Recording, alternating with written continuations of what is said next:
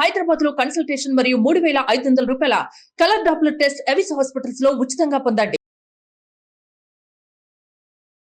నమస్తే విజయ పెద్దన గారు. నమస్తే ఉషా. లాస్ట్ టైం మనం ఒక వీడియో చేసాము, చాలా మంచి క్రెడిట్ వచ్చిందని చెప్పొచ్చు పిల్లల బట్టల చేంజ్ గురించి. అటువంటి కామన్ సెన్స్కి సంబంధించి చాలా విషయాలు ఉంటాయండి. పేరెంటింగ్లో చాలా విషయాలు నేర్చుకోవాలి, చాలా కిందికి వెళ్ళి చూడాల్సిన అవసరం ఉంటుందని మాట్లాడుతూ ఉంటుంటాం. బాతింగ్ విషయంలో మనం తీసుకుంటే తల్లి మగపిల్లవాడికి ఏ వయసు వరకు స్నానం చేయించవచ్చు అంటారంటే, టచెస్ గురించి మనం మాట్లాడతాం, సెన్సెస్ గురించి మనం మాట్లాడతాం కాబట్టి ఈ టాపిక్ నేను అడుగుతున్నాను. ఏ వయసు వరకు తల్లి పాత్ర ఉండాలి అంటారు అక్కడ? పాత జనరేషన్ సంగతి, వెనకటి ఏం జరిగింది, ఇవన్నీ మనం పక్కన పెట్టేస్తే అట్లీస్ట్ ఇవాళ పిల్లలకి, ఇవాళ తల్లులు ఆ అబ్బాయికి మ్యాక్సిమం 6 years వరకు స్నానం చేయించితే సరిపోతుంది ఉషా. అక్కడి నుంచి పిల్లల్లో కూడా ఆ ఎబిలిటీ ఉంటుంది. అంటే ఏ పనైనా వాళ్ళకి సంబంధించిన వాళ్ళు చాలా మటుకు సొంతంగా చేసుకునే ఎబిలిటీస్ వాళ్ళకి స్టార్ట్ అవుతాయి. మన వల్ల ఒక వేలో దాన్ని అంటే ఎలా చెయ్యాలి ఏంటి అనేది ఏ పనైనా మనం చెప్పటం వరకే, గైడ్ చేయటం వరకే మన పాత్రని పరిమితం చేసుకోవచ్చు. అంటే ఇప్పుడు ఒక తల్లి ఉంది, మ్యాక్సిమం 6 years వరకు, 5 to 6 years వరకు చేయించవచ్చు స్నానం. తర్వాత ఏంటంటే ఈ లోపునే 6 ఏళ్ళు అట్లా దగ్గర పడుతున్నప్పుడే ఎలా చేయాలి ఏంటనేది తను చేయించేటప్పుడే హైజీన్గా ఎట్లా తోముకోవాలి, ఎలా చెయ్యాలి అనేవి తను టేక్ కేర్ చేయొచ్చు, వాళ్ళకి నేర్పించవచ్చు పిల్లలకి.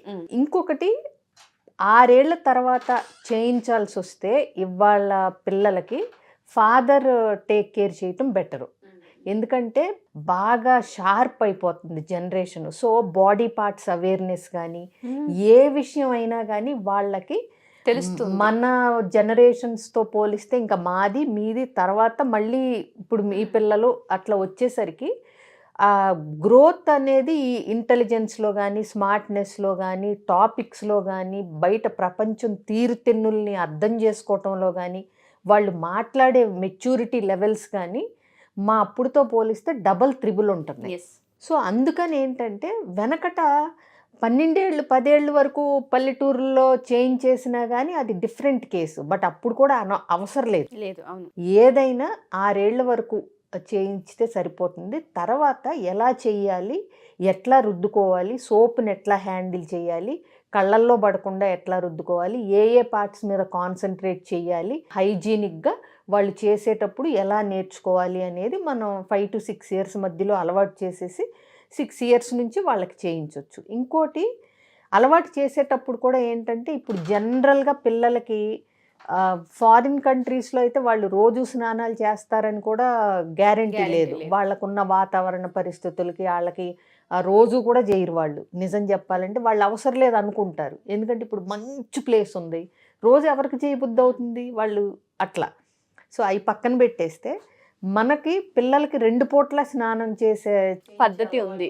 అవును, ఇక వాళ్ళు బాగా పెద్ద అయిపోయినాక వాళ్ళు ఇంట్రెస్ట్ ఉంటే చేస్తారు, లేకపోతే లేదు తప్పితే మనం చేయించినంత కాలం పిల్లలుగా ఇప్పుడు స్కూల్ నుంచి వచ్చాక కానీ ఏదైనా పడుకునే ముందు కానీ రెండోసారి కూడా స్నానం చేసే అలవాటు మనకు పిల్లలకి మనం చెప్తాం. అలాంటప్పుడు ఏంటంటే ఒక 5 years దాటిన తర్వాత నుంచి ఒక పూట శుభ్రంగా అమ్మ చేయించేసి ఒక పూట వాళ్ళని అలవాటు చేస్తూ ఉంటే 5 years తర్వాత నుంచి వాళ్ళకు కూడా అలవాటు అయిపోతుంది. ఇప్పుడు స్కూల్కి వెళ్ళే హడావిడిలో ఉంటారు, వాళ్ళనే చేసేయమంటే ఏదో చేసేసి వస్తారు, లేదా అప్పుడు పంపిస్తే టైం వేస్ట్ చేస్తారనుకుంటే మీరప్పుడు చేయించి సాయంత్రం స్నానం ఆడుకుని వచ్చాక వాళ్ళని చేయమంటూ ఉంటాం. మనం చేయించేటప్పుడు 5 ఏళ్ల తర్వాత నుంచి ఎలా చేయాలి, ఎలా రుద్దుకోవాలి, నీళ్ళు ఎలా పోసుకోవాలి, మళ్ళీ సబ్బు వదిలేటట్టు ఇవన్నీ వాళ్ళకి మనం గైడెన్స్ ఇస్తూ 6 years వచ్చిన తర్వాత we can let them do individually. వాళ్ళ స్నానం వాళ్ళే చేసేలాగా ట్రైనింగ్ చేయొచ్చు. ఇంకొకటి, ఒకవేళ ఆ తర్వాత తల్లిదండ్రులు ఏదన్నా అంటే పిల్లలు వీపు సరిగ్గా రుద్దుకోవట్లేదో లేకపోతే తల స్నానమో ఇలాంటివి చేపించినప్పుడు కూడా ఆ తల వరకు వీపు వరకు రుద్దేసి మిగిలింది నువ్వు కంటిన్యూ చేసేసుకో అని చెప్పి కూడా వచ్చేయచ్చు. అది 8 years వరకు అట్లా చేయొచ్చు. ఇంకా తర్వాత నుంచి ఎప్పుడన్నా తప్పితే ప్రక్షాళన కార్యక్రమంలాగా తప్పితే స్నానాలు చేయించాల్సిన పని లేదు. బాగా మసాజ్ చేసి తలకి హెడ్ బాత్ అంటే నూనె రాసి వారానికి ఓ రోజు ఇలాంటివి చేస్తే ఆ తల వరకు అంటేసి కూడా వచ్చేయచ్చు. ఇంకొకటి, అందరు పిల్లలు ఒకేలాగా ఉండరు. కొంతమంది పిల్లలు 5-6 ఏళ్లకే అమ్మ ముందుకు రావాలన్నా సిగ్గుపడిపోతూ ఉంటారు. మేమే వేసుకుంటాము అండర్వేరు, లేకపోతే మేమే స్నానం చేస్తాము అని ఎప్పుడైతే పిల్లలు కాన్షియస్గా ఫీల్ అవుతున్నారు అనే హింట్ ఇచ్చారో వాళ్ళ ప్రైవసీని మనం ఇంట్రూడ్ చేయకూడదు. నీకు రాదులే స్నానం చేయటం, నేనే చేపిస్తాను, ఇట్లాంటివి చేయకుండా ఉంటే బెటర్. అట్లీస్ట్ వాళ్ళకి ఆ ప్రైవసీని ఇచ్చి గమనిస్తే పర్వాలేదు. మీకు ఇంకా పిల్లవాడు సరిగ్గా స్నానం చేయట్లేదు, మీ దగ్గర సంథింగ్ వాళ్ళకి పార్ట్స్ అవేర్నెస్ వచ్చేసింది అని అనుకుంటే కనుక మీ హస్బెండ్ని అసిస్ట్ చేయమని హస్బెండ్తో చేయించుకోవచ్చు. ఫుడ్ కూడా పిల్లలు ఇప్పుడు మా పిల్లలు, నేను ఎందుకు అంటున్నానంటే 4 years దగ్గర నుంచే మేము బ్రేక్ఫాస్ట్ చేస్తుంటే మేమే తింటామని, ముక్కలు, ఫ్రూట్స్ ముక్కలు అవి మేము ఫోర్క్తో పెట్టబోతే మేమే ట్రై చేస్తామని, తింటామని వాళ్ళకి ఉత్సాహంగా ఉండేది. సో అప్పుడు ఏంటంటే గుచ్చుకొని ఫోర్కులు, చెక్క ఫోర్కులు ఇలాంటివి తెచ్చి నేను సరే వాళ్ళు ఇంట్రెస్టింగ్గా తింటామన్నప్పుడు మీకు చేత కాదని చెప్పి మనం పెడతాం ఎందుకని, అప్పుడు 25 ఏళ్ల క్రితమే నేను వాళ్ళు తింటామన్నప్పుడు కింద పడినా పర్లేదు అనుకునేదాన్ని. జనరల్గా తల్లులు పిల్లల్ని తిననివ్వంది ఎందుకు? ఒకటి టైము, 2 మొత్తం ఖరాబ్ చేస్తారు, తినేది తక్కువ పడేసేది ఎక్కువ అని. బట్ వాళ్ళంతట వాళ్ళు తిన్న 4 ముద్దలైనా మనం పెట్టే 8 ముద్దల కన్నా అది వాళ్ళకి వేరే స్కిల్స్, వేరే సాటిస్ఫాక్షన్ అవన్నీ ఉంటాయి. కాబట్టి వాళ్ళు నేర్చుకుంటాను, మేము తింటాము అని ఇండివిజువల్గా వచ్చినప్పుడు వాళ్ళు సరిగ్గా తినరని, మనం పెడితే పెద్ద గిన్నెడు పెట్టొచ్చని ఇట్లాంటివి వద్దు. Over expectations. ఇప్పుడు మరీ కొంతమందిని చూస్తుంటే పిల్లలకు 10 ఏళ్ళు వచ్చినా సరిగ్గా తింటలేదని చెప్పి వాళ్ళ చేతికో ఫోన్ ఇచ్చి అన్నాలు పెట్టేవాళ్ళు ఉన్నారు. దాంతో ఏమవుతుంది, మా అమ్మే పెడుతుంది నాకు అంటారు. ఇప్పుడు మనలాంటి వాళ్ళు వెళ్ళినప్పుడు ఎందుకమ్మా నువ్వే తినొచ్చు కదా అంటే, అమ్మ నాకు ఎలాగో అమ్మ పెడితేనే తింటాను. ఇలా అసలు వాళ్ళకి ఇండిపెండెంట్గా పని చేసుకోవటం, తినటం, వాళ్ళంతట వాళ్ళు తింటూ సరిపడా తినాలనే ట్రైనింగ్ మనం ఇవ్వకపోవటం, ఇవన్నీ కూడా ఎంతకాలం అంటే మన మీద డిపెండ్ అయ్యేలాగా వాళ్ళకి ఓ ఫోన్ ఇచ్చేసి ఇట్లా పెడతామన్నది కూడా మనం చూసుకోవాలి. ఇది తిండి గురించి ఒక్కటే కాదు, మనం అన్నం పెట్టినప్పుడు అది అన్నం విషయమే కాదు, ఆ స్కిల్, ఆ రెస్పాన్సిబిలిటీ, ఆ ఏజ్ వైజ్ రెస్పాన్సిబిలిటీస్. అంటే 10 ఏళ్ళు వచ్చాక ఇంకా అమ్మ కలిపి పెట్టాల్సిందే ఉంది. అమ్మలు కూడా ఏంటంటే చేయకపోతే గిల్టీగా ఫీల్ అవటం, 8 ఏళ్ళకే వాళ్ళంతటా వాళ్ళనే తినమంటున్నామని తెలియక గిల్టీగా ఫీల్ అవటం. అవి తప్పితే 8 ఏళ్ల పిల్లలకి చాలా పనులు సొంతగా చేసుకునే స్కిల్స్ ఉంటాయి. తినటం, స్నానం చేయటం, ఇవన్నీ వాళ్ళకు వచ్చేస్తాయి. ఎంత బాగా, ఎంత చిన్న ఏజ్లో వాళ్ళ ఎబిలిటీస్ ఏజ్ ప్రకారం వాళ్ళ పనులు వాళ్ళు చేసుకోవటం మనం అలవాటు చేస్తామో, జీవితంలో కూడా వాళ్ళంత రెస్పాన్సిబుల్గా ఎవరి మీద డిపెండ్ అవ్వకుండా ఒక బాధ్యతాయుతమైన జీవితాన్ని గడపటానికి అలవాటు పడతాయి. అంతే తప్పితే మనం గారాంతో అమ్మమ్మల దగ్గరుండి 10-12 ఏళ్ళు వచ్చిన స్నానాలు చేయించి ముద్దలు కలిపి పెట్టి అవసరంలా. ఎప్పుడన్నా ప్రేమగా పెట్టొచ్చు, ఎగ్జామ్ ఉంది హడావిడి పడుతున్నప్పుడు పెట్టొచ్చు, అది డిఫరెంట్ కేసు. బట్ అంతే తప్పితే రోజువారీ వాళ్ళు చేయగలిగిన పనులు వాళ్ళని చేయనివ్వకుండా మనం దూరిపోయి మనమే చేయటం అనేది కరెక్ట్ కాదు. ఎగ్జాక్ట్లీ. ఏంటంటే వాళ్ళకి దేనిపైన అవేర్నెస్ రాదు మ్యామ్, బాడీ పైన రాదు, వాళ్ళ తినే ఫుడ్ పైన రాదు, దేనిపైన కాన్షియస్గా ఉండలేరు. మీరు అన్నట్టు ఇందాక ఒక హింట్ చెప్పారు, బాతింగ్ ద హింట్. వాళ్ళకి ఎప్పుడైతే వాళ్ళకి షై ఫీల్ అవుతున్నారు, నువ్వు రాకులే మేము చేసుకుంటాం అన్నప్పుడు తండ్రిని పంపించడం అనేది ఆప్షన్. పంపించవచ్చు, గమనించవచ్చు అక్కడ మీరు చెప్పారు, అదొక ఆప్షన్. లేదా వీళ్ళు దూరంగా ఉండి గమనిస్తూ అయినా సరే వాడికి ఇన్సెక్యూరిటీ అండ్ దాంతోపాటు ఏదో ఇబ్బంది పడుతూ ఉన్నాడు, ఇంక పెద్దోడు అవుతున్నాడు అన్నది గమనించాలి ఆ పేరెంట్స్. ఎందుకంటే వాళ్ళకి మీడియా కూడా అంటే అవేర్నెస్ కూడా చాలా త్వరగా వస్తుంది. ఎందుకంటే ఇప్పుడు సినిమాలు అసలు ఎలా ఉంటున్నాయి, సినిమాలు కానీ టీవీల్లో కానీ ఏదైనా పిల్లలకి అంటే క్యూరియాసిటీ జనరేషను, కాన్సెప్ట్స్ తెలవటం అనేది చాలా చిన్న ఏజ్లోనే జరిగిపోతుంది. అనకూడదు కానీ మన దాకా వచ్చిందో రాలేదో అదృష్టమో అట్లా అనుకోవచ్చు. కానీ ఇప్పుడు యుఎస్లో 12 ఏళ్ల పిల్లలకే అంటే కాంట్రాసెప్టివ్స్ పిల్స్ అమ్మటానికి అంటే ఎలిజిబిలిటీ ఉంది. అంటే ఏంటి, 12 ఏళ్ళ వాళ్ళు వెళ్ళి కొనుక్కోవచ్చు. అంటే ఏంటి, వాళ్ళకి తెలుసు అన్నట్టే కదా అన్నీ. కాంట్రసెప్టివ్ పిల్స్, అవును.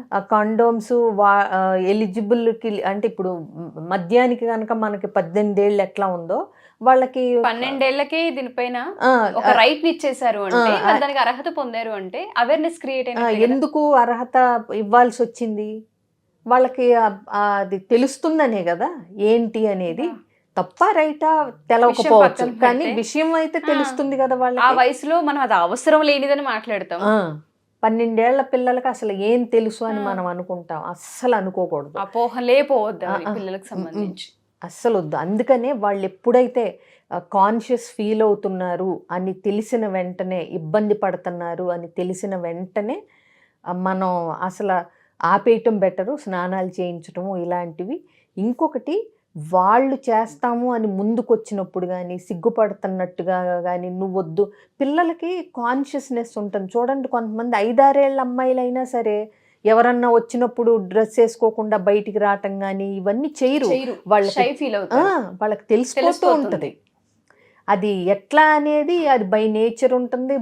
మనల్ని చూసి, పెద్దాళ్ళని చూసి కావచ్చు, ఏదన్నా కానీ. ప్లస్ ఎవరన్నా ఎక్కడన్నా టచ్ చేసి తండ్రి ముందుకే రారు మ్యామ్ వాళ్ళు. 4 years దాటిందంటే, నేను మా ఇంట్లో చూసిన కేసే కాబట్టి నాకు అంత ఓన్ చేసుకొని చెప్తున్నాను. అవును, 3rd year నుంచి 4th year లోకి వచ్చిన మా పాపే మా అన్నయ్య వాళ్ళు ఎవరైనా ఉంటే రాదు అసలు. అవును, పొరపాటును కూడా మా ముందుకు రాదు. సో అంటే ఏంటి, వాళ్ళకి ఏదో సెన్స్ ఆఫ్ అవేర్నెస్ తెలుస్తుంది అనే కదా. సో అట్లాంటిది మనం ఈ పిల్లలే కదా అని అసలు ఏది మనం కొట్టిపారేయకూడదు. ఇన్ఫ్యాక్ట్ వాళ్ళకి తెలిసినంత మనకు తెలియదు కూడా. వాళ్ళల్లో ఏం జరుగుతుంది అనేది వాళ్ళకే తెలుస్తుంది.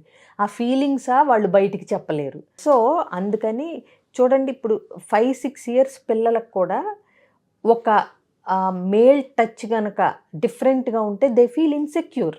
ట్రూ. 5 ఏళ్ల పిల్లలే కదా అని మనం అసలు అనుకోవటానికి లేదు. ఆ తర్వాత నుంచి వాళ్ళ దగ్గరికి వెళ్ళటానికి కానీ, అక్కడ ఉండటానికి కానీ వాళ్ళు ఇష్టపడరు. మనమేమో బాబాయే కదా, లేకపోతే మావయ్యే కదా వెళ్ళమని తోస్తూ ఉంటారు.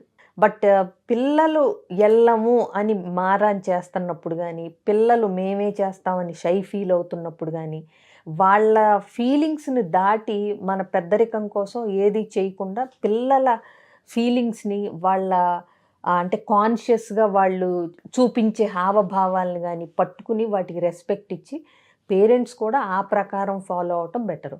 మీరు రుద్ది స్నానం చేయించాలనుకుంటే వారానికి ఒక రోజు తల స్నానం వరకు, వీపు వరకు రుద్దేసి మిగతాది నువ్వు కంటిన్యూ చేసే అని వచ్చేయచ్చు తల్లులు.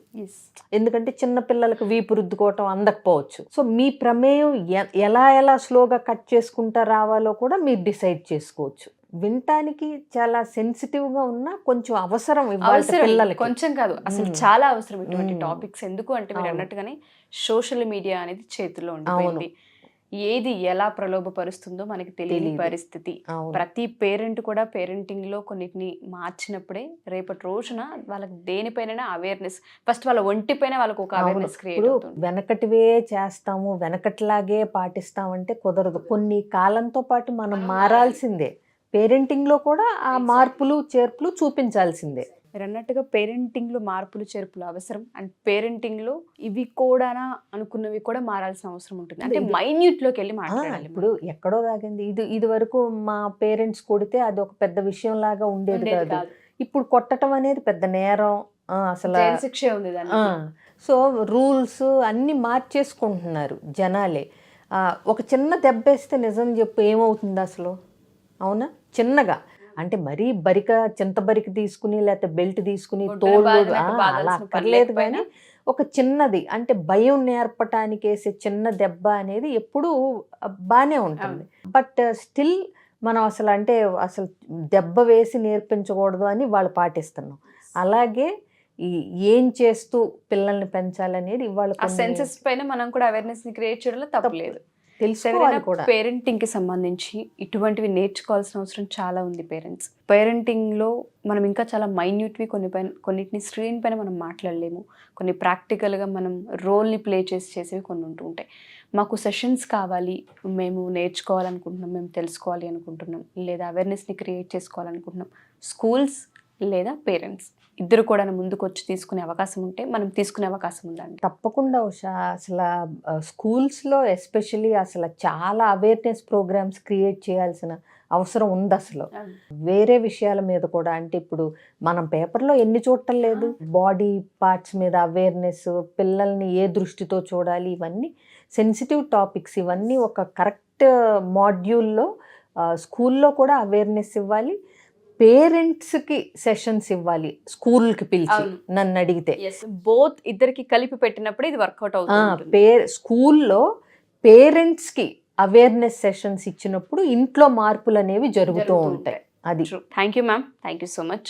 మా ఈ ఎపిసోడ్ కనుక ఏ పేరెంట్స్ చూసినా స్కూల్స్ వరకు రిక్వెస్ట్ చేసి తీసుకెళ్ళండి. ప్రతి పిల్లలకి కూడా బాడీ పైన, బాడీ పార్ట్స్ పైన, చుట్టూ జరుగుతున్న వాటిపైన అవేర్నెస్ని క్రియేట్ చేసుకునేంత నాలెడ్జ్ గెయిన్ అవ్వాలి అనుకున్న సెషన్స్ అనేది 1-2 సార్లు చాలా అవసరం అవుతూ ఉంటుంటాయి.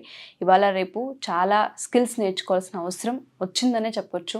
పేరెంట్స్ చూసినా, టీచర్స్ చూసినా, స్కూల్స్ యాజమాన్యాలు మా ఈ ఎపిసోడ్ చూసినా, మీ స్కూల్స్లో ఇటువంటి సెషన్స్ మీరు కావాలి అనుకుంటే good touch, bad touch and దాంతోపాటు ప్రైవేట్ పార్ట్స్ పైన ఎటువంటి టచెస్ ఉంటాయి, అసలు ఎవరు టచ్ చేయకూడదు, ఆ సెన్సెస్ని మనం ఎలా ఐడెంటిఫై చేయాలన్న వాటిపైన రోల్ని ప్లే చేసి మరి తీసుకునే అవకాశం ఉంటూ ఉంటుంది. ఎవరికైనా సెషన్స్ కావాలి అనుకున్నా, పేరెంటింగ్కి సంబంధించి డౌట్స్ ఉన్నాయి, విజయ పెద్దనగర్ కౌన్సిలింగ్ కావాలి అనుకున్నా, కింద స్క్రోల్ అవుతున్న కాంటాక్ట్ నెంబర్ని కాంటాక్ట్ చేస్తే విజయ పెద్దనగర్ టీం మీకు పూర్తి వివరాలను అందిస్తారు. Thank you ma'am, thank you so much. Suman టీవీలో మీ పర్సనల్ అండ్ బిజినెస్ ప్రమోషన్స్ కోసం కింది నెంబర్కి కాంటాక్ట్ చేయండి.